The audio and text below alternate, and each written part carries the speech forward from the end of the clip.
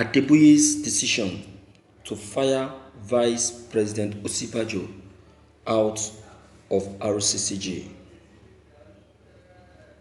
Senior pastor of Awaiting the Second Coming of Jesus Christ Ministry, Giwa, says he would have fired Nigerian Vice President Professor Yemi Osibajo from the Redeemed Christian Church of God.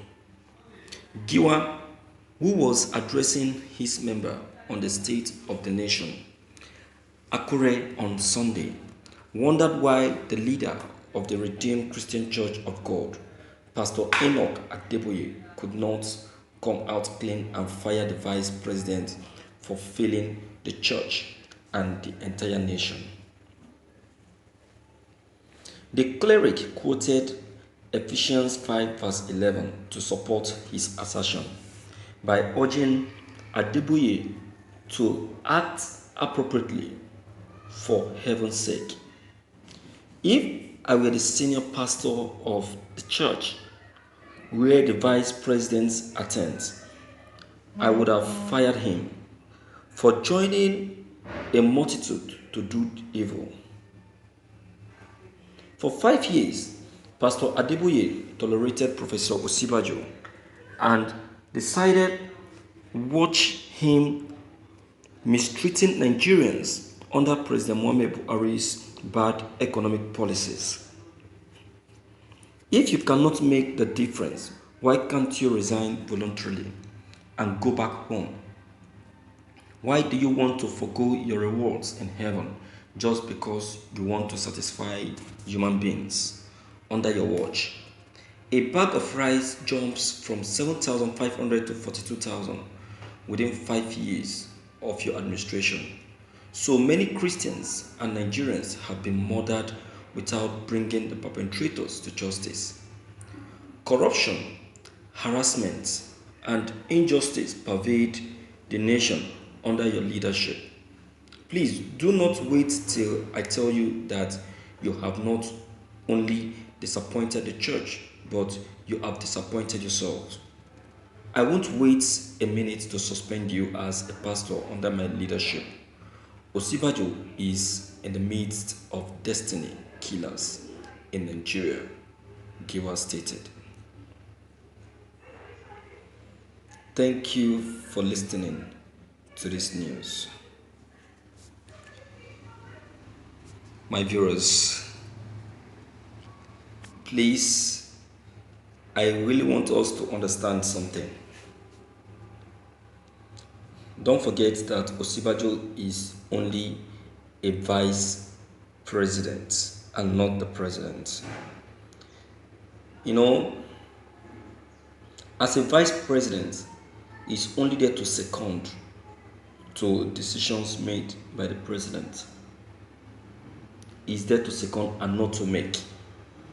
You understand? And also, he's also there to act on behalf of the president if the president is not disposed or if the president is not in office.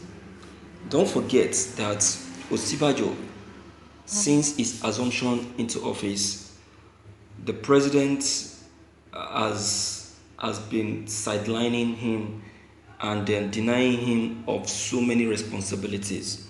You take the period when Abakari was alive, we all are aware of the maltreatment the vice presidents have to undergo in Aso Rock.